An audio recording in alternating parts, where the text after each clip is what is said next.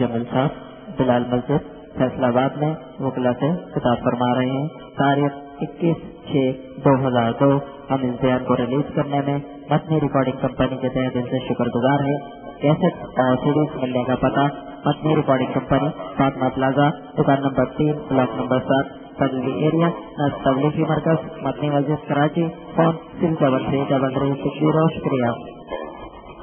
دین اس کی ضرورت ہے اور ایسی ضرورت ہے کہ اگر وہ اس کے بغیر مر گیا تو ہمیشہ کے لیے ناکام، اور اگر ادھورا لے کے مرا تو بھی جہنم کی آگ ہے جس میں اپنے اپنے گناہوں کے بقدر اسے بھگتنا پڑتا ہے.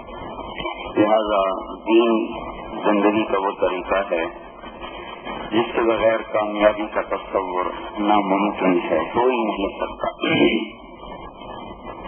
اب اس کے لیے ضرورت پڑتی ہے کہ سب پر محنت کی جائے. پھر اس کے بعد مختلف شعبوں سے متعلق جو افراد ہیں ان کو خصوصی طور پر متوجہ کیا جائے. ہر شعبے کے ہر طبقے کے لوگوں کو متوجہ کیا جائے. تو اس میں گاہے گاہے کبھی کسی کو بلاتے ہیں، کبھی کسی کو بلاتے ہیں، کبھی کسی کو بلاتے ہیں. تو اس وقت کا مخاطب وہی لوگ ہوتے ہیں، اس میں دوسرے بھائی بھی آ جاتے ہیں. تو یہ کوئی بے اکرامی کی بات نہیں ہے، ایک قاعدے اصول کی بات ہے کہ جن کو بلایا جائے ان کو ذرا مقدم کیا جائے. لیکن چونکہ دین کو سب کی ضرورت ہے، اس میں جو بھی آئے گا انشاءاللہ نفع ہوگا. ہم نے کوئی ان سے وکیلوں سے کوئی اللہ خفیہ بات تو کرنی نہیں، ورنہ نہ ممبر بھی چاہتے نہ مائک سے بات کرتے. یہ قاعدے اور اصول کی ایک بات ہے کہ جن بھائیوں کو بلایا جائے پھر ان کو ترجیح دی جائے. تو یہ کوئی بھائی ہمارے بھائی کو سمجھنے میں غلط فہمی ہو گئی کہ بھائی انہوں نے سمجھا ہم نے پیچھے کیا تو شاید ہماری بے اکرامی ہوئی ہے. یہ ایک ترتیب ہے، بے اکرامی کی بات نہیں ہے. کہتے ہیں پہلی صف میں چھوٹے نہ کھڑے ہیں. اب کسی چھوٹے کو پیچھے کر دیا جائے تو پھر میری بےزتی ہوئی ہے، تو یہ بات نہیں ہے. ایک قاعدے کی بات ہے، پہلی صف میں بڑے لوگ کھڑے ہیں، عمر میں بڑے. پھر آپ نے فرمایا لیلینی منکم اولو الاحلام، اور میرے بالکل قریب سمجھدار لوگ ہونے چاہیے، علم والے ہونے چاہیے. یہ اللہ کے نبی نے ارشاد فرمایا کہ میرے قریب علم والے، عقل والے، فہم والے میرے دائیں بائیں ہونے چاہیے. لیلینی منکم اولو الاحلام. تو یہ اس لائن کی چیز ہے. ممکن ہے ہمارے بھائی کو بٹھانے میں آگے پیچھے کرنے میں کوئی بے ترتیبی ہو گئی ہو، لیکن یہ کوئی بھائی ایسی محسوس کرنے کی چیز نہیں ہے. یہ سب کبھی تاجروں کو بلاتے ہیں، کبھی ذمہ داروں کو بلاتے ہیں، کبھی ریڑھی والوں کو بلایا، تانگے والوں کو بلایا، کوئی لکڑی کے ٹال والوں کو یہاں بلایا، ٹیکسی والے رکشے والوں کو بلایا. کوئی یہاں اس بات کی تخصیص نہیں کہ یہاں بڑے لوگوں کو آگے کیا جاتا ہے. یہاں بڑا وہ ہے جو دین میں زیادہ قربانی دیتا ہے. جو جتنا دین میں آگے بڑھتا ہے وہی اس لائن کا بڑا ہے. یہاں کی بڑائی چھوٹائی کا معیار لوگوں کے مرتبے نہیں، عہدے نہیں، پیسہ نہیں، دولت نہیں، منصب نہیں. یہاں کا بڑا وہ ہے جو اپنے قربانی میں آگے بڑھ جائے. تو یہ تھوڑی سی بات مجھے کہنی پڑی کہ ہمارے ایک بھائی کو ناگوار گزرا، اللہ کرے ان کے دل سے یہ چیز نکل جائے. بسم اللہ الرحمن الرحیم، والصلاة والسلام علی رسولہ الکریم وعلی آلہ واصحابہ اجمعین، اما بعد. اللہ تعالیٰ نے انسان کو ایسا مزاج دیا ہے کہ یہ تنہا نہیں رہ سکتا، مجموعہ بنا کے رہتا ہے. یہ اس کی فطرت ہے. اس لیے یہ شہر بناتا ہے، دیہات بناتا ہے، قصبے بناتا ہے، ملک بناتا ہے کہ یہ اپنی اس کمی کی وجہ سے مجبور ہے کہ ایک مجموعہ بنا کے رہے. تنہا رہنا اس سے آتا نہیں، رہے گا تو کئی مشکلات، کئی نفسیاتی پیچیدگیوں کا شکار ہو جاتا ہے. دوسرا، اس کے اندر اللہ تعالیٰ نے نفع کو حاصل کرنے کا جذبہ بھرا ہوا ہے، نقصانوں سے بچنے کا جذبہ بھرا ہوا ہے. اب اکٹھے رہ رہے ہیں.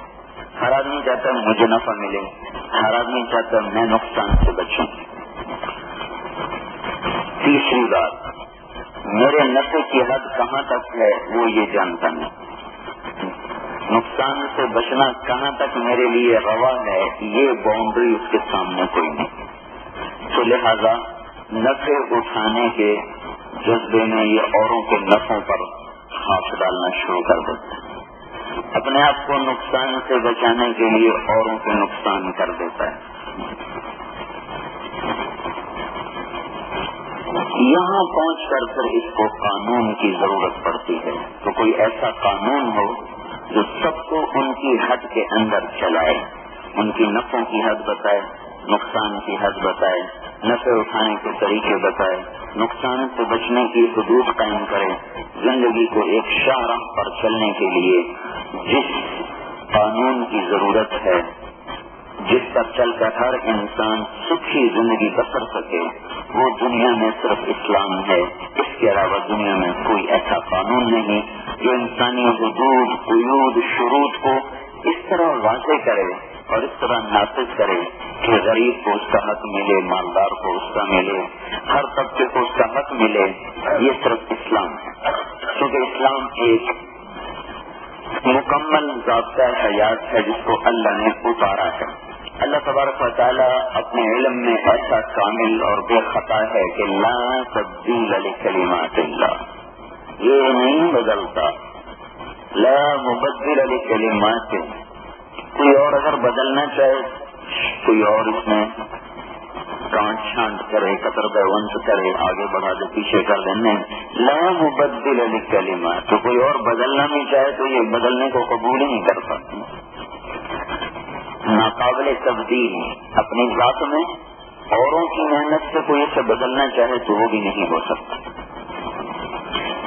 کیونکہ آپ لوگوں کے قانون خود ساختہ ہیں اور انسان اپنی جہالت میں ایسا ڈوبا ہوا ہے کہ یہ اس تھوڑی سی زندگی میں کبھی کامل نہیں ہو سکتا.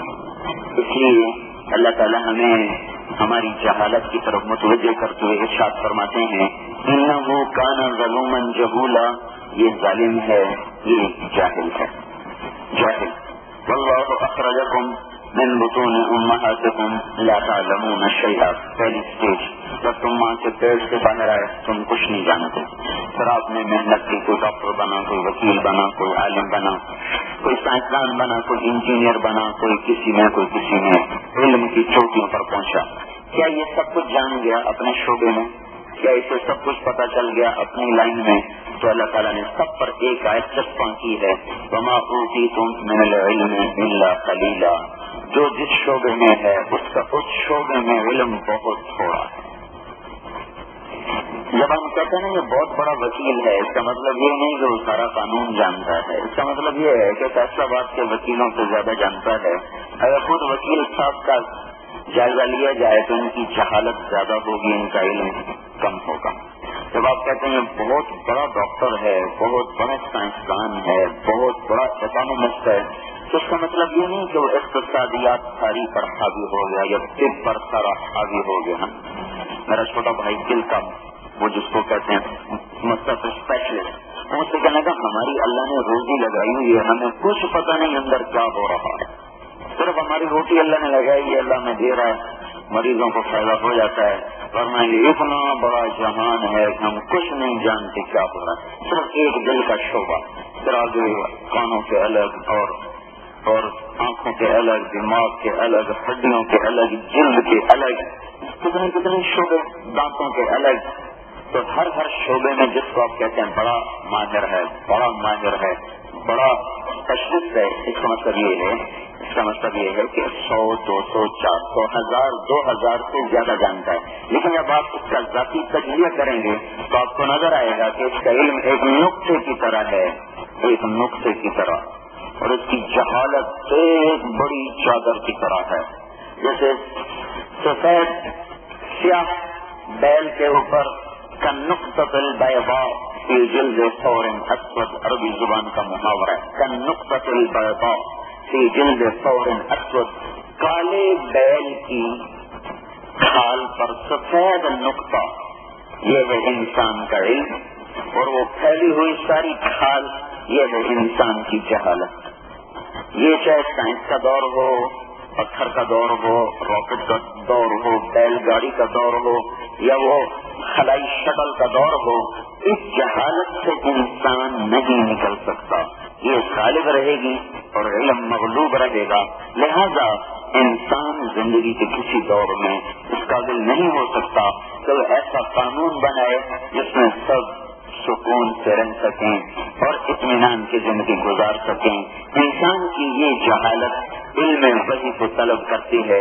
کوئی ایسا آئے جو قانون دے، جو خطا سے پاک ہو، تو وہ اللہ تعالیٰ کی کتاب کا پہلا جملہ الف لام میم ذالک الکتاب لا ریب فیہ، ذالک کا اشارہ دور کا ہے، اور ھذا قریب ھذا الکتاب، کتاب تو ہماری گود میں ہے، اشارہ دور کا ہے وہ کتاب.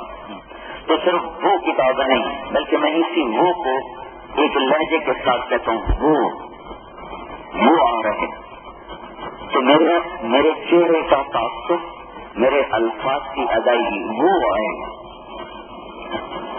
میں نے کسی کا نام نہیں لیا لیکن آپ کے دل میں خود بخود بات اتر گئی، کوئی بڑا آدمی آ رہا ہے. صرف میرا لہجہ دیکھا آپ نے، میرا لہجہ سنا، میرے چہرے کا تاثر پڑا، کون کون کون وہ ذالک الکتاب، وہ کتاب، یہ عظمت کا اشارہ ہے، وہ کتاب ذالک الکتاب. چونکہ ہم عربی سے نابلد ہیں تو ہم تو ترجمہ بھی نہیں جانتے، لہجے کہاں سے جانے. لہجہ تو وہ سمجھتا ہے جو پہلے زبان کے ساتھ مستقل رہتا ہو، وہ سمجھتا ہے کہ یہ کیا ہو رہا ہے.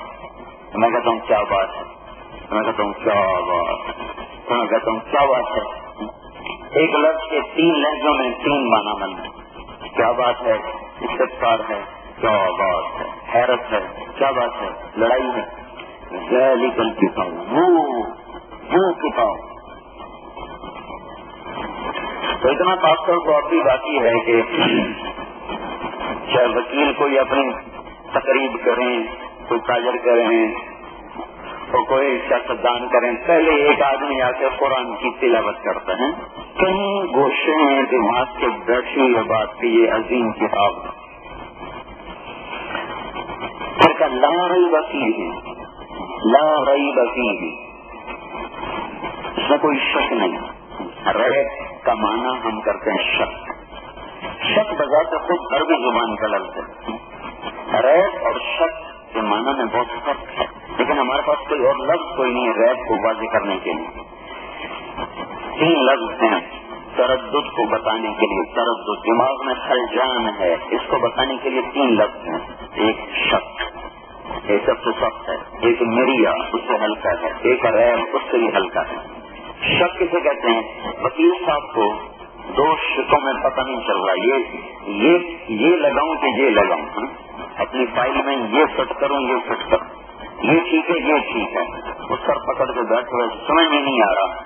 اس کیفیت کو عربی میں شک کہتے ہیں. ایک چیز کے 2 پہلو ہیں، اس میں صحیح واضح نہیں ہو رہا، اس کیفیت کا نام ہے شک. اس سے نیچے آ جائیں، 2 پوائنٹ سامنے ہیں، یہ پتا کروں کہ یہ کروں. بات ابھی کھلی تو نہیں، لیکن ایک طرف دماغ مائل ہو چکا ہے کہ یہ اگر میں بات رکھوں گا تو اس سے میرا کیس مضبوط ہو جائے گا. لیکن ابھی 2 اور 2 4 کی طرح معاملہ واضح نہیں ہے، لیکن کچھ یوں رجحان ہو چکا ہے، کچھ ایک طرف مائل ہو چکا ہے کہ یہ ٹھیک ہے، دوسری طرف گمان جا چکا ہے کہ یہ ٹھیک نہیں. اس کیفیت کا نام عربی میں ہے مریا. فلا تکو فی مریۃ من لقاء. تیسری کیفیت اور نیچے ریب. ریب کیا ہے؟ 2 چیزیں، 2 پوائنٹ سامنے ہیں، 2 شک سامنے ہیں، یہ لمحے کی ابتدا میں، لمحہ ہوتا کتنا ہے، لمحے کی ابتدا میں یہ خیال آیا کون سا ٹھیک ہے، یہ، اور لمحے کی انتہا میں فوراً بات کھل گئی کہ یہ صحیح ہے، یہ غلط ہے. اس کا فائل میں پک اپ کرنا کیس کو کبھی کرے گا، اس کا آگے بڑھانا کیس کو کمزور کرے گا. یہ ایک لمحے کا ابتدائی نقطے میں جو خلجان تھا اور انتہا میں جا کے جو ختم ہو گیا، اس معمولی سے خلجان کو عربی میں کہتے ہیں ریب ریب۔ تو اب آپ اس آیت کا ترجمہ پڑھیں، الاسلامی ذالک الکتاب، وہ کتاب لا ریب فیہ، ایک پل کے لیے جو دماغ میں کھٹکا ہوتا ہے، یہ کتاب اس سے بھی پاک ہے۔ تو جس قوم کے پاس قرآن جیسا قانون ہو، پھر وہ انگریز کے قانون میں لوگوں کو عدل دینا چاہیے، بڑی پارسی بیچے تیل ہیں، یہ دیکھو قسمت کے کھیل۔ انسانی قانون بھی کبھی راہ نجات تک پہنچا سکو، یہ ناممکن ہے۔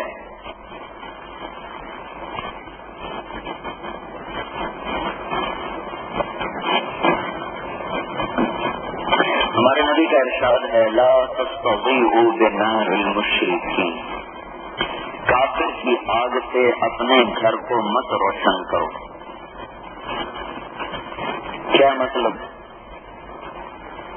حسن بصری فرماتے ہیں کہ اس کا مطلب یہ ہے کہ کبھی ان کے علم کو اپنی زندگی کا رہبر مت بناؤ، ان سے مشورے مت لو، انہیں اپنا مشیر مت بناؤ، ان کے علم کو اپنے مسائل کا حل مت بناؤ۔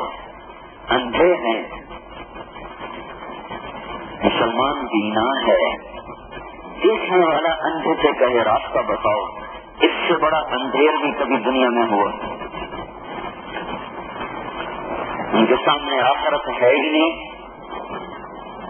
اور ہم آخرت کے یقین کے ساتھ زندگی گزارنے والے لوگ ہیں، ہماری ان کی تو بنیاد ہی ایک نہیں، تو ہمارے کیسے وہ رہبر بن سکتے ہیں؟ تو یہاں آ کر انسان کو قانون وحی کی ضرورت پڑتی ہے۔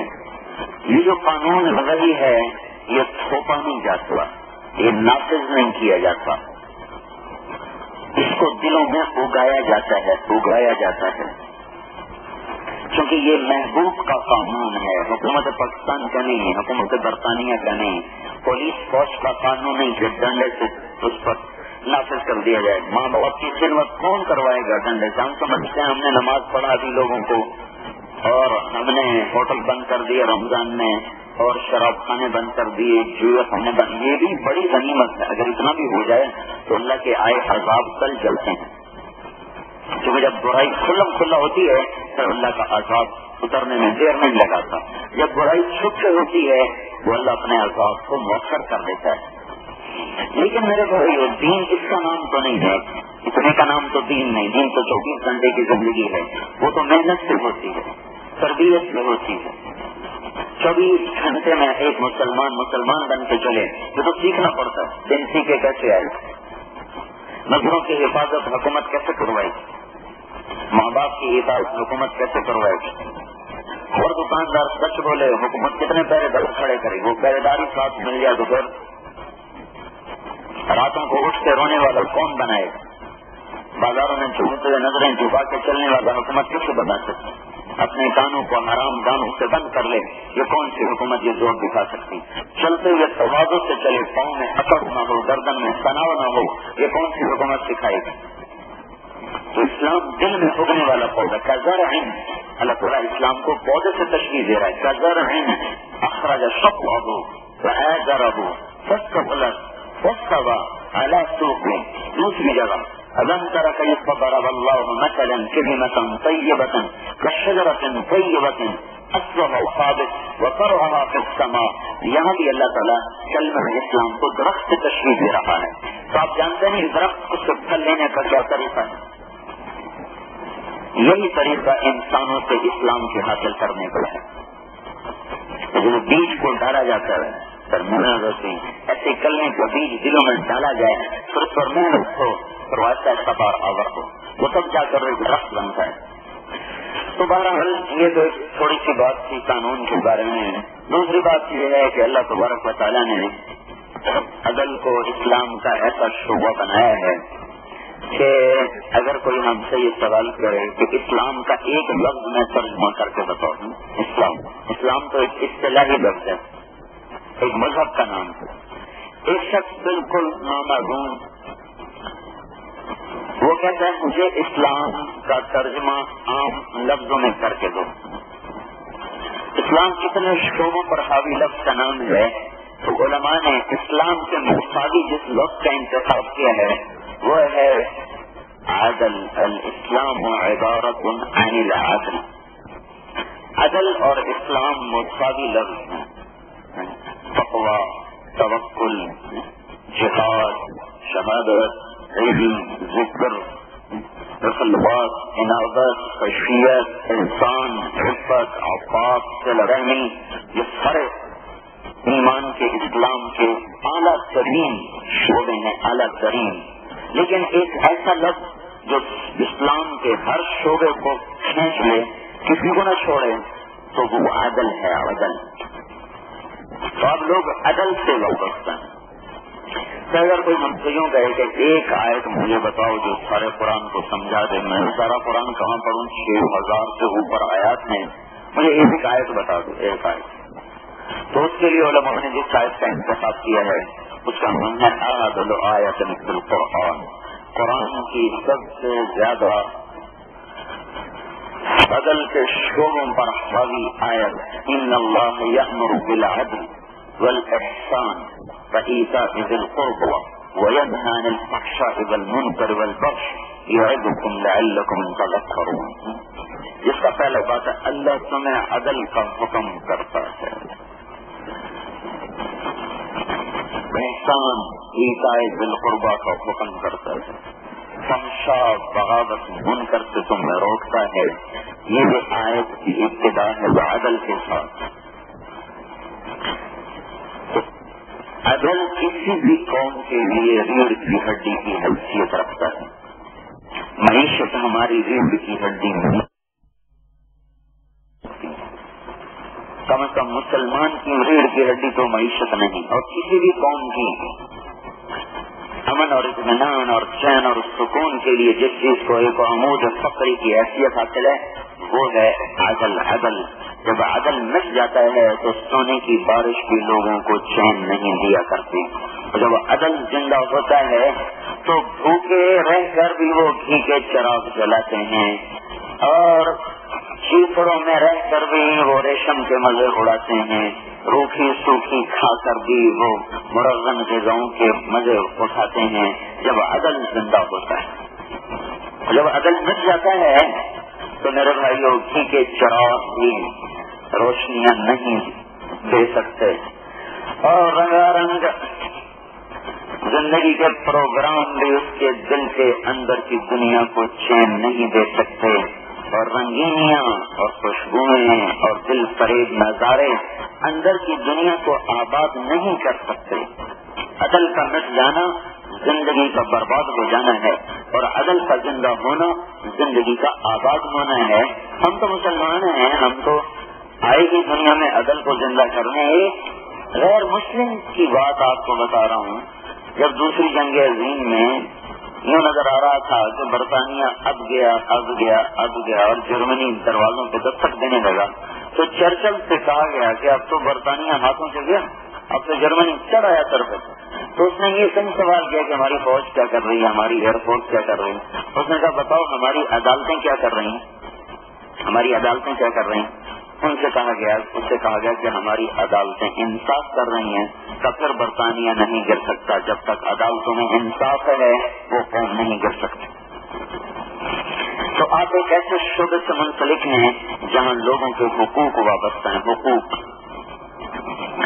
آپ کے قلم کی تھوڑی سی غلطی آپ کو بڑے سے بڑے مجرمین کی صف میں کھڑا کر سکتی ہے اور ایک صحیح چلا ہوا قلم آپ کو بڑے بڑے اولیاء کرام سے اوپر کھڑا کرتا ہے. پھر اس کی اہمیت بتا رہا ہوں. اب اس کی قیمت کیا ہے؟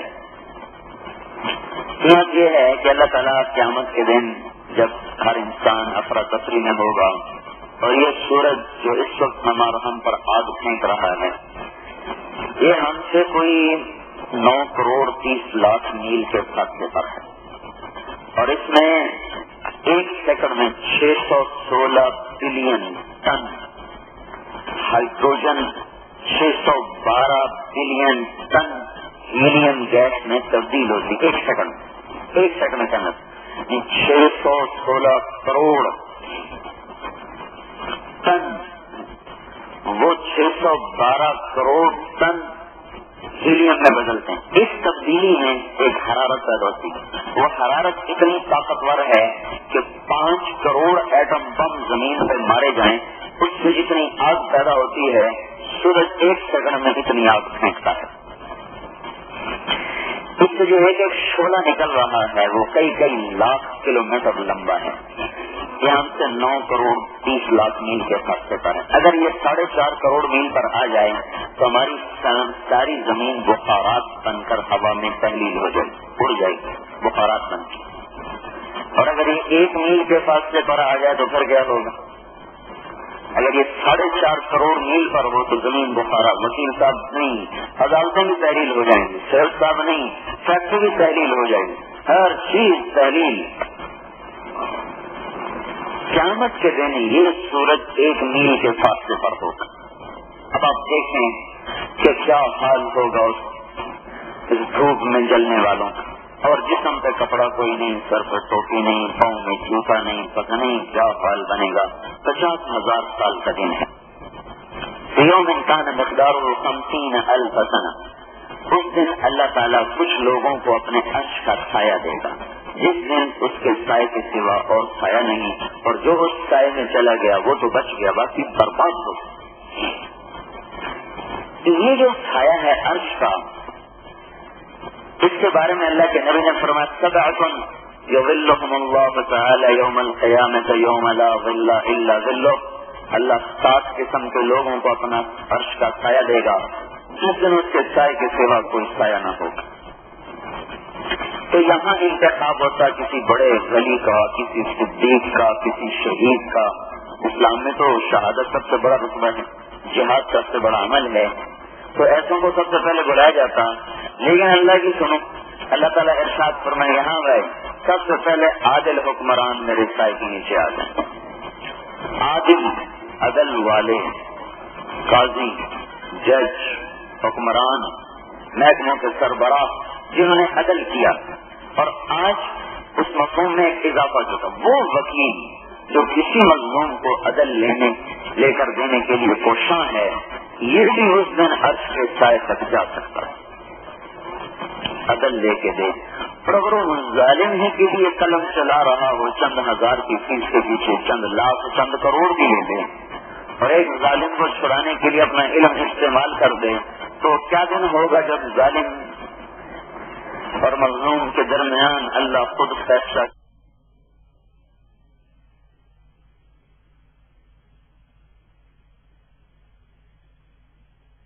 کیا جائے گا. اس کی گردن کٹی ہوگی، جب وہ گولی سے مرا، پتھر سے مرا، اس کی گردن کٹی ہوگی اور اس کے الٹے ہاتھ میں ہوگی اور اس کا سیدھا ہاتھ قاتل کے گردان میں ہوگا. اور اس کو گھسیٹ کر اللہ کے سامنے عرش کے نیچے ترازو کے سامنے لائے گا اور اپنے سر کو ایسے اوپر اٹھائے گا. سر کہے گا اللہ پوچھ ان سے کہ انہوں نے اس نے مجھے کیوں قتل کیا.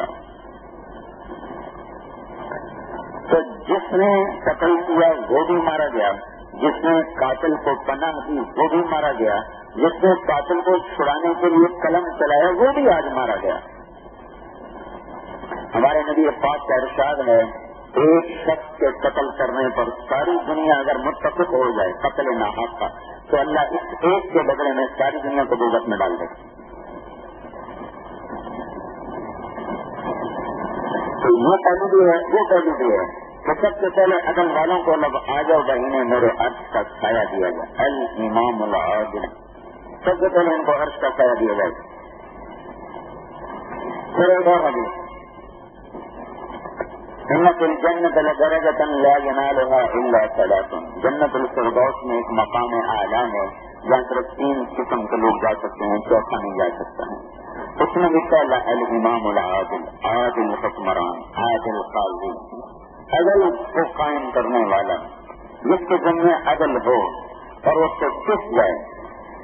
ہاں یہ اتنا بڑا درجہ اصل میں ہے یوں کہ جب کوئی مظلوم کی مدد کرتا ہے نا تو اس کے اندر سے جو دعا نکلتی ہے وہ اس کو اڑا کے لے جاتی ہے، سپر سونک بنا دیتی.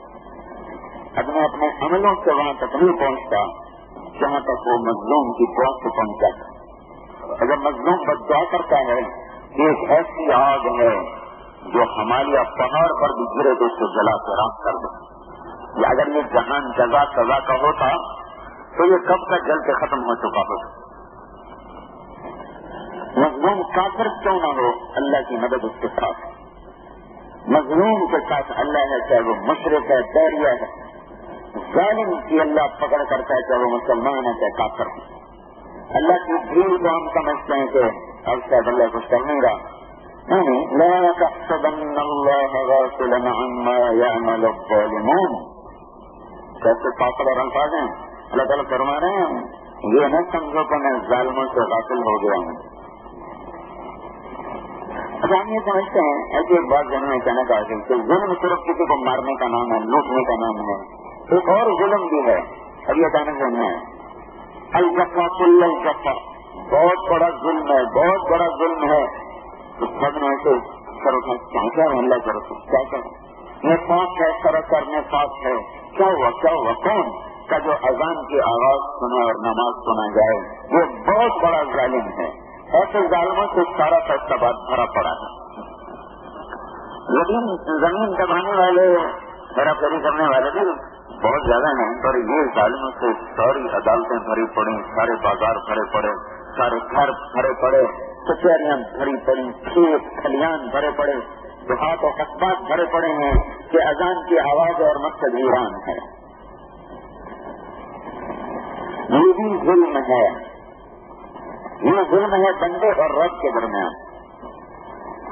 یہ ظلم بندے اور بندوں کے درمیان ہے، یہ بہت شدید اور خطرناک ہے. اس میں جو عدل میں استعمال ہوا وہ بڑا اونچا گیا، اور جو ظلم کے ساتھ لگ گیا، ظلم کے لیے استعمال ہوا، ہلاک ہو گیا، ختم ہو گیا. ظالم کی نسل کبھی نہیں پنپتی اور مظلوم کو بڑھنے سے کوئی نہیں روک سکتا. مظلوم ہمیشہ پھلتا ہے، پھولتا ہے، ظالم ہمیشہ مٹتا ہے، مرتا ہے. ممکن ہے دنیا میں بہت اونچا نظر آیا، پھر ایک دن آگے بھی دوبارہ دوسرے نظر تل خود فیصلہ کرنے کے لیے آئے گا. لا ظلم اليوم، لا ظلم اليوم، آج ظلم نہیں ہوگا. وامتاز اليوم ایھا المجرمون، اے مجرمین کی جماعت ایک طرف ہو. صاحب بھائیوں کی خدمت میں گزارش ہے لوگوں کو عدل لے کر دیں. دھوپ میں چھاؤں تلاش کرنے والی بات ہے، لیکن بہرحال جہاں تک آپ کر سکتے ہیں اتنا تو کریں کہ کسی ظالم کو پناہ مت دیں. اپنی پوری طاقت لگائیں مظلوم کے لیے.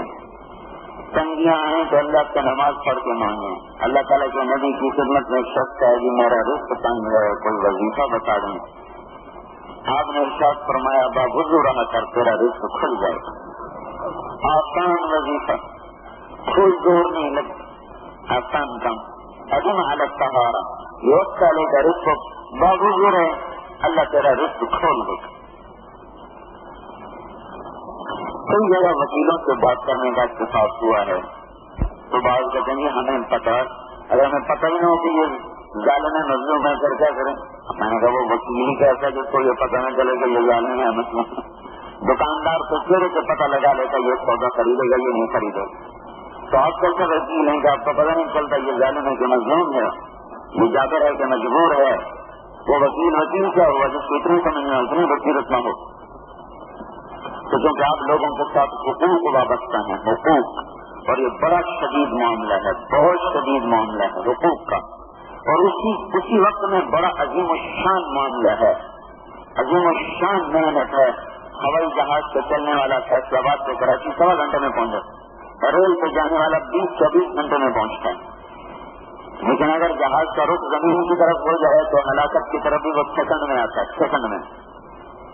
تو جس کی پرواز بلند ہوتی ہے اس کی ہلاکت اسی لحاظ سے ہوتی ہے. تو ایک تو گزارش یہ تھی بھائیوں کہ آپ کے ساتھ لوگوں کے حقوق وابستہ ہیں، قلم کو احتیاط سے چلائیں. ایک فائل جب تیار کرتے ہیں تو دوسری فائل اللہ بھی تیار کروا رہا ہو. ایک قلم جج کا چلتا ہے، ایک کرامن کا سدین کا چلتا ہے، ایک قلم وکیل کا چلتا ہے، ایک اللہ کے فرشتوں کا چلتا ہے. یہ قلم کا لکھا تو آپ بھول جائیں گے، اللہ کا لکھا ہوا نہ اللہ بھولتا ہے نہ اللہ کے فرشتے بھولتے ہیں. اور اللہ کل کو سامنے کر دے گا اور انسان کہے گا ما لهذا الكتاب لا يغادر صغيرا ولا كبيرا الا احصاها ووجدوا ما عملوا حاضرا. دیکھیے یہ احساس بیدار ہو کہ اللہ میری طرف متوجہ ہے اور مجھے ظالم کا نہیں مظلوم کا ساتھ دینا ہے. اگر یہ چیز ہماری عدالتوں میں زندہ ہو جائے تو 3/4 مسائل سے پاکستان نکل جائے گا. کچھ 1/4 میں وہ باقی لوگوں سے متعلق ہیں. عدل زندہ ہونا چاہیے، عدل.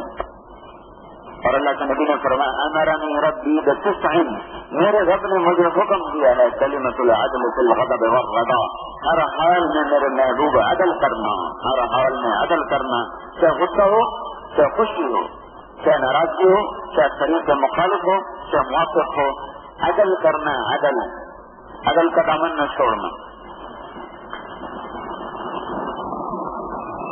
یہ بہت بڑی صفت ہے جو بڑی محنت سے آتی ہے. اب بات یہ ہے کہ درخت سے پھل بھی لینا ہو، سایہ بھی لینا ہو، بڑھوتری بھی لینی ہو، نفع بھی لینا ہو، تو ایک شاخ کو ہرا بھرا کرنے سے مسئلہ نہیں حل ہوگا. سارے درخت میں روح ڈالنی پڑے، سارے درخت کو زندہ کرنا پڑے. تو عدل بے شک اسلام کا بہت بڑا شعبہ ہے، پورے اسلام کے شعبوں پر حاوی ہے. لیکن جب اسلام ہی مرجھا جائے گا تو اسلام والا عدل کہاں سے زندہ ہوگا؟ تو ضرورت ہے کہ پورے اسلام کو زندہ کرنے کی محنت کی جائے. پورا اسلام آئے گا تو عدل بھی زندہ ہوگا، حیا بھی، پاکدامنی بھی، دیانت بھی، صداقت بھی، ہر چیز. جب کبھی ہم زندہ تھے تو اندلس کا بادشاہ تھا منذر، بنو امیہ کو زوال آیا 132 ہجری میں. بنو عباس غالب آ گئے تو ان میں سے ایک نوجوان عبد الرحمان یہ بھاگتا چھپتا چھپاتا اندلس پہنچ گیا. وہاں اس نے 137 ہجری میں بنو امیہ کی ایک اور بنیاد رکھی سلطنت. یہ حکومت 350 برس چلتی رہی. پھر 350 برس کے بعد پھر اس میں جو وہاں کے دوسرے قبائل سے وہ غالب آ گئے، قبائل الملوکی ہو گئی. 350 سال سے حکومت. اس میں ایک بادشاہ گزرا، اس کا نام تھا منذر. اس کا اکلوتا بیٹا ولی العہد، اس نے بھی یہودی کو قتل کر دی. عدالت میں کیس گیا، انہوں نے وہ رسا کو رقم دے کر راضی کر لیا. شریعت کے مطابق فیصلہ ہو گیا کہ بھائی وہ رسا نے خون بہا لے لیا، لہذا قصاص کر گیا. یہ ساری رپورٹ بادشاہ تک پہنچی تو اس نے اگلے دن دربار عام بلایا. دربار عام ساری رعایا کو بھی رکھا، جتنے مل سکتے، خواص بھی، مشہور بھی، اہل خاندان. پھر اس نے خطبہ دیا اور پھر کہا کہ بات یہ ہے کہ میں اپنے بعد یہ سنت جاری نہیں کرنا چاہتا کہ بادشاہوں کی اولاد طاقت کے غرور میں رایا کو قتل کرے اور مال کے زور پر اپنا خون معاف کرا لے. میں یہ بات اپنے ذمہ نہیں لینا چاہتا، لہذا بطور چیف جسٹس میں اس فیصلے کو کالعدم قرار دیتا ہوں اور یہودیوں کی طرف سے میں خود مدعی بنتا ہوں اور یہ فیصلے کو کالعدم قرار دے کر قصاص کے حکم کو بحال کرتا ہوں اور میں خود یہ ذمہ داری ادا کروں گا. اور یہ کہہ کر ممبر سے اترا، اپنی تلوار نکالی اور بیٹے سے کہنے لگا مجھے پتا ہے تیری ماں کو بڑا دکھ ہوگا اور میں بھی تیرے بغیر نہیں رہ سکتا، لیکن میں تجھے اس اللہ پر قربان کرتا ہوں جس اللہ نے مجھے اس جگہ دکھایا. اور ایک ہاتھ سے کس گردن اڑا.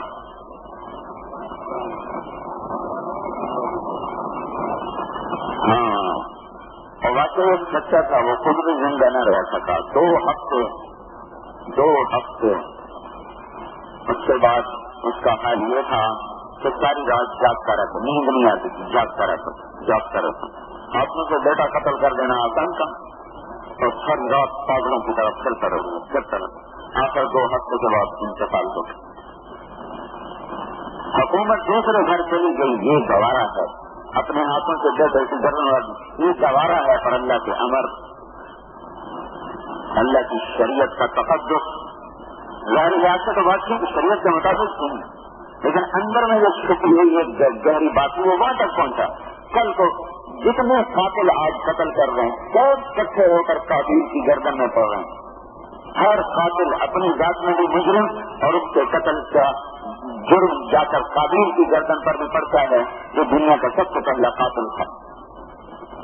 من سن سنة سیئة فلہ وزرها ووزر من عمل بها.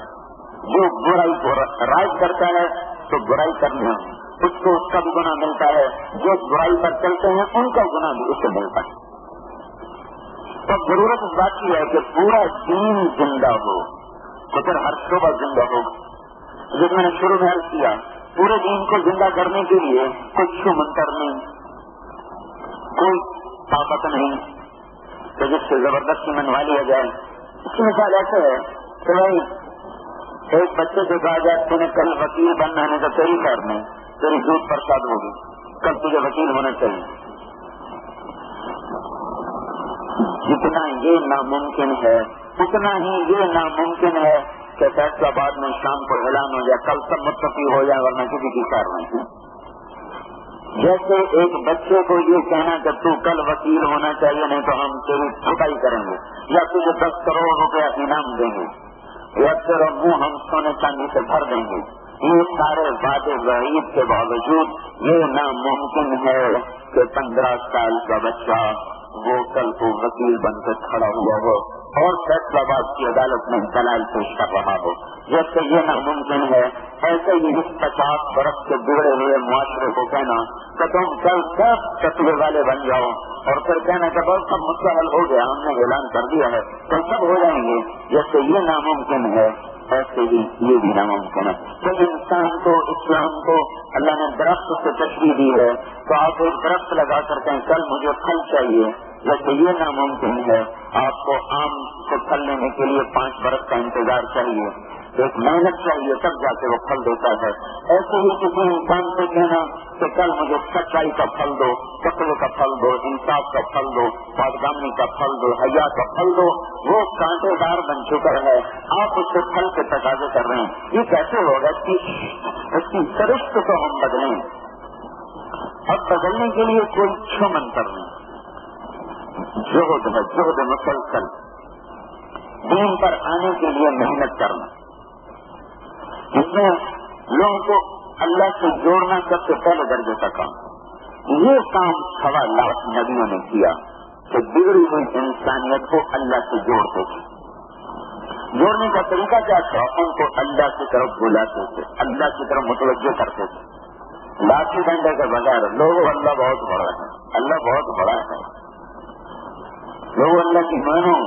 فقلت استغفروا ربكم انه كان غفارا يرسل السماء عليكم مدرارا ويمددكم باموال وبنين ويجعل لكم جنات ويجعل لكم انهارا ما لكم لا ترجون لله وقارا وقد خلقكم اطوارا ألم تروا كيف خلق الله 7 سماوات طباقا وجعل القمر فيهن نورا وجعل الشمس سراجا والله أنبتكم من الأرض نباتا ثم يعيدكم فيها ويخرجكم إخراجا والله جعل لكم الأرض بساطا لتسلكوا منها سبلا فجاجا.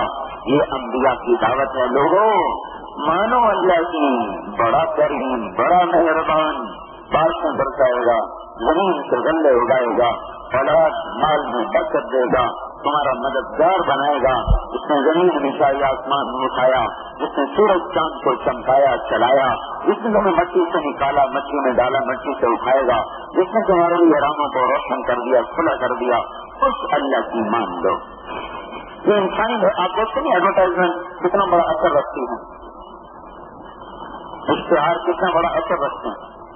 یعنی بالکل ٹھگ ہوتے ہیں اور اشتہاروں پر کروڑوں کا مایا. گورا کرنے والی کریم لیکن ان کے بھی کرنے بھی کریں,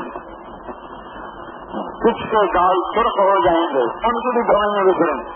اگر کسی کے پچ کے گال گولیوں سے بھی سرخ ہو لیکن ان کی بھی چل جاتی. یہ اشتہار ایسی طاقتور چیز. انسان اصل میں اثر لینے والی مخلوق ہے نا, اور اس قدر دیوانے ہے اثر لینے میں کہ افسانہ, کتاب بھی اوپر لکھا ہوا ہے افسانہ یعنی ایک جھوٹی کہانی, پھر اس میں کوئی جذباتی واقعہ آتا ہے تو بیٹھا رو رہا ہوتا ہے. اگر کیوں رو رہے ہو, وہ لکھا نہیں کیوں نہیں, دیکھا نہیں افسانہ. افسانے کا مطلب جھوٹ ہے, پھر کیوں رو رہا ہے؟ یہ ایسا ہے. تو اللہ تعالیٰ نے اس کمزوری کو سامنے رکھتے سوالات نبیوں سے کہا جاؤ میری تشہیر کرو, میری تشہیر کرو, میرے بینر لگاؤ, لا الہ الا اللہ کے نغمے کی صدا لگاؤ. اور آخر میں حضرت محمد صلی اللہ علیہ وسلم کو سارا عالم, سارے انسان, سارے زمانے دے کر بھیجا. اور مجھے کی بات یہ ہے کہ سارا جہان جمع اور پیدا ہو رہے ہیں ایک فقر ولد یتیما عاش فقیرا مات مسکینا. یتیم پیدا ہوئے, فقر کی زندگی گزاری اور مسکنت کی موت پائی. اور سارا عالم, سارے زمانے, سارے انسان, سارے جہان, سارے جنات میدان محنت. اگر بھائی اس کا تقاضا تو یہ تھا کہ آپ آج بذات خود مدینہ میں موجود ہوتے, نوح علیہ السلام کی اگر عمر مل جاتی, ہمارے بھی بزرگ ہو جاتے, ہم بھی اللہ کے نبی کا دیدار کر لیتے. کیونکہ ابھی تو 1423 سال ہوئے ہیں اور نوح علیہ السلام زندہ رہے 1450 سال, 1450 سال عمر پائی. اگر ہمارے نبی موجود ہوتے تو ہم سب آپ کا دیدار کرتے, ہم سارے صحابی ہوتے, سب ہم مل کے تبلیغیں کرتے, امریکہ جاتے. اور آج تو دنیا ایک ہو گئی, گلوبل ہو گئی. تو کہ ہم جہاز سے آسٹریلیا جا رہے ہیں, امریکہ جا رہے ہیں, افریقہ جا رہے ہیں, ہوائی جا رہے ہیں اور فیجی جا رہے ہیں, اور دنیا کے جزیروں میں جا رہے ہیں, شہروں میں جا رہے ہیں, گاڑیاں موجود, جہاز, ہمارے نبی بھی ساتھ, ہم بھی ساتھ, مزے ہوتے. لیکن آپ دیکھتے نہیں کتنی مختصر گنے چنے ایام, 22,330 دن اور 6 گھنٹے الگ سے ٹوٹل زندگی, 63 برس اور 4 دن قمری لحاظ سے, 63 برس اور 4 دن قمری لحاظ سے. اس میں سے 1 سال اور کچھ مہینے اور گھٹا دیں تو آپ 62 سال کے قریب شمسی لحاظ سے آپ کی عمر بنتی ہے 22,330 دن 6 گھنٹے. اس میں سے جو نبوت کے ایام ہے وہ 23 سال, 8,156 دن آپ کی نبوت میں. اتنی مختصر مدت, اتنا بڑا اور وسیع میدان, وہ پیچھے کون کام کرے گا, پیچھے کون اس بوجھ کو اٹھائے گا. آپ تو جا رہے ہیں, جب آپ جا رہے تھے تو صرف جزیرت اور عرب میں اسلام پھیلا تھا, باقی سارا عالم خالی تھا. اب کون آئے گا, فرشتے. اور صحابہ بھی ایک حد تک زندہ رہے, پھر آگے کون اٹھائے گا. تو اتنی مختصر زندگی, اتنا تھوڑا سا وقت, اور وہ بھی فقر.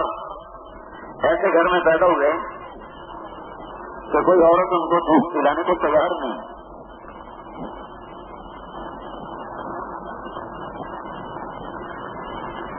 9 ربیع الاول جو سب سے زیادہ قریب قول ہے آپ کی پیدائش کا, وہ 9 ربیع الاول ہے.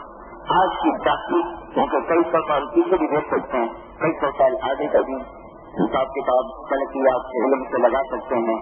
اس بات پر تو اتفاق ہے کہ ہمارے نبی سحر کے دن پیدا ہوئے, اس پر کوئی اختلاف نہیں. ربیع الاول میں پیدا ہوئے, اس میں کوئی اختلاف نہیں. کس تاریخ کو پیدا ہوئے اس میں اختلاف ہے. 8 سحر کا قول ہے, 9 ابو المسعود کا قول ہے, 10 ابو الفدا کا قول ہے, 12 صبری اور ابن خلدون کا قول ہے, 12 10 9 8. اس کے ساتھ پیر کا دن ہونا چاہیے کیونکہ پیر کے دن پر اتفاق ہے. 2 تاریخیں اور جوڑ دیں, یکم جیٹ 628 مصر میں, ہندوستانی جو سن و سال ہے اس کے لحاظ سے یکم جیٹ ابھی ہار چل رہا ہے, جیٹ ختم ہوگا.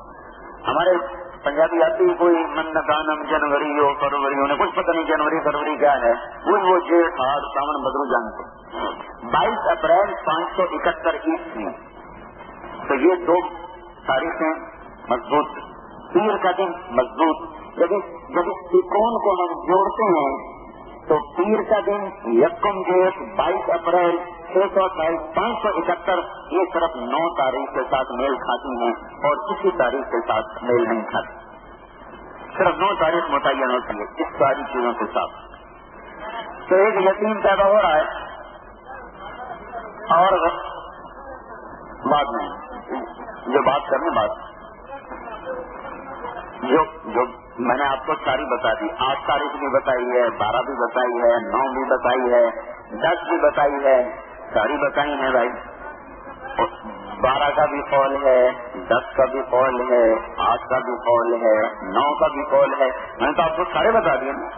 और बड़े उलमा का बताया कि इब्न खल्दून 12 को ले रहे हैं, सबरी 12 को ले रहे हैं, और इब्न कसीर 8 को ले रहे हैं, और अबुल मसूद 9 को ले रहे हैं। तो अगर कोई 8 को ले लेता है, कोई 10 को ले लेता है, कोई 9 को ले लेता है, कोई 12 को ले लेता है, सब ठीक। इसमें भाई इसमें नाराज होने की क्या बात है? सारी उलमा की बात है। 12 तारीख का कौल है सबरी का और इब्न खल्दून का, वो भी हमारे बड़े हैं। 8 तारीख का कौल है इब्न कसीर का, वो भी हमारे बड़े हैं। 9 तारीख का कौल है अबुल मसूद का, वो भी हमारे बड़े हैं। 10 तारीख का कौल है अबुल फिदा का, वो भी हमारे बड़े हैं। मैं तो नाकिल हूँ, मेरी बात सुन, मैं तो नाकिल हूँ। तमाम बड़े बड़े अकादर उलमा की राय आपके सामने रख दी है। तो बाज़े हज़रात 12 को ले रहे हैं, बाज़े 10 को ले रहे हैं, बाज़े 9 को ले रहे हैं, ये सब ठीक है, उसमें कोई भी इख्तिलाफ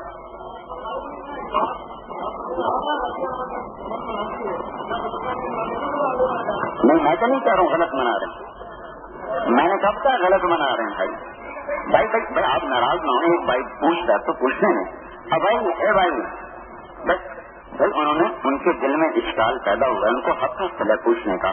तो मैंने तो ये नहीं कहा कि गलत मना रहे हैं, मैंने तो ये कहा है कि भाई 12 की तारीख भी है, 9 की भी है, 8 की भी है, 10 की भी है। अगर कोई 12 ले लेता है वो भी ठीक, कोई 10 ले लेता है वो भी ठीक, कोई 9 ले लेता है वो भी ठीक है। तो इसमें भाई उलझने की क्या बात? मैंने अपनी राय बताई है कि क्योंकि आज इल्म फल्कियात बहुत तरक्की कर चुका है, तो पीर के दिन पर सबका इत्तेफाक है। तो पीर का दिन भाई क्यों आप पीछे पड़? हमारे एक भाई को इश्काल हुआ है तो उसे समझने दो। वो बात मुझसे कर रहे हैं, बता आप रहे हैं, तो मैं ठंडा बैठा हूँ, आप गर्म हो रहे हैं। भाई एक भाई पहले गुस्से में है, अब तुम भी गुस्से में आ जाओ तो बात तो बढ़ गई। हम तो उनके सामने हाथ जोड़ के अर्ज कर रहे हैं कि भाई ये सारे उलमा के कौल हैं। 12 का कौल इब्न खल्दून का है, सबरी का है, वो भी हमारे सरताज है। 10 तारीख का कौल अबुल फिदा का है, वो भी हमारे सर के ताज है। 8 तारीख का कौल वो इब्न कसीर का है, वो भी हमारे सर के ताज है। 9 तारीख का कौल अबुल मसूद का है, वो भी हमारे सर के ताज है। एक उलमा का इख्तिलाफ आपको बता, वो किताबें भरी पड़ी हैं, कोई 9 को तरजीह देता है, कोई 8 को देता है, कोई 12 को देता है, कोई 10 को देता है। तो इसमें मुझे हक हासिल है कि मैं किसी एक तारीख को चुन लूँ। तो मेरे दिल में 9 आती है, क्योंकि पीर का दिन यकम जेठ 22 अप्रैल, ये ट्राई सिर्फ 9 तारीख के साथ जुड़ती है। तो जब उलमा का इख्तिलाफ हो जाए किसी बात में, तो आगे फिर अहले इल्म को अल्लाह ताला गुंजाइश देता है, कोई एक तारीख ले लेता है, कोई दूसरी ले लेता है। लेकिन भाई इसमें लड़ने की क्या बात? और एक भाई अगर पूछ रहा है तो आप सबको भी ठंडा रहना चाहिए। आप सारे गुस्से हो रहे हैं, गुस्से तो मुझे होना चाहिए जो मैं मेंबर पे बैठूं। नहीं तो आदाब मजलिस के खिलाफ है कि मेंबर पर बात करके किसी को टोक देना। भाई कोई इश्काल है तो बात खत्म होने के बाद सवाल किया जाए, ये आदाब मजलिस है। जब मुझे गुस्सा नहीं आ रहा तो आप भी तो ठंडे रहें, ये आदाब मजलिस है, इसकी रियायत करना सबसे जिम्मे है। अगर एक भाई से खता हो जाए तो दूसरा तो खता न करे, फिर तो बात बढ़ जाएगी। एक तेज हो दूसरा नरम हो तो इसके बाद ठंडी पड़ जाती है। तो बहरहाल ये तो एक मैंने इल्मी बात थी जो आपके सामने अर्ज की है। मैं बात को अपने मौजू पर आ रहा हूँ। तो हुजूर पाक सल्लल्लाहु तबारक व तआला अलैहि वसल्लम, इससे मैं कहता हूँ सीरत पढ़ो ताकि आपको उलमा के अक़वाल का पता चले, तारीखों का पता चले, आपकी जिंदगी का पता चले। हम तो रस्म और रिवाज पर चल रहे हैं, कोई हमारे पास तहकीक की नजर नहीं, मुताले का शौक नहीं, ज़ौक़ नहीं। अल्लाह का फजल है, 30 साल हो गए हमारी जिंदगी किताबों के साथ गुजर रहे हैं। मैं जिम्मेदार हूँ बेसिकली, मुझे आज तक अपनी जमीन की अल्लाह की कसम हद का पता नहीं कहाँ से शुरू होती, मुझे नहीं पता मेरी जमीन कहाँ से शुरू होती कहाँ खत्म होती। इतनी अदम दिलचस्पी है। तुम दिलचस्पी की या तबलीग है, ये किताब है, या तबलीग है, ये किताब है। तो भाई इस मिंबर पर बैठकर ऐसी गैर जिम्मेदारी से तो मैं बात नहीं कर सकता। हम तो किताबों के साथ सोते हैं, किताबों के साथ जागते हैं, फिर यहाँ बैठ के बात करते हैं। ऐसी है वो कला सामने बैठे हैं, मैं ऐसी अंधाधुंध बात करूंगा, ये तो नुक्ते पकड़ने वाले लोग हैं, इनके सामने मैं सच्ची बात करूंगा तो फिर मुझे गिरबान से पकड़ेंगे। बात ऐसी करूंगा जो कोई हिला न सके। तो या तो जाती तहकीक हो या तहकीक करने वाले के आदमी मान लो, اور اس میں وسعت ہونی چاہیے. ہم تو ویسے وسعت کے قائل ہیں بھائی. پہلی امت آپس میں چھوٹی چھوٹی باتوں پر لڑ کے برباد ہوئی پڑی ہے. تو بھائی وسعت درد ہونی چاہیے تاکہ ایک دوسرے کے اختلاف کو سہ کر پیار محبت سے چل سکے. تو حضور پاک صلی اللہ تبارک و تعالی علیہ وسلم کو اللہ تبارک و تعالی نے ٹوٹل 23 سال دیے ساری دنیا میں کام کرنے کے.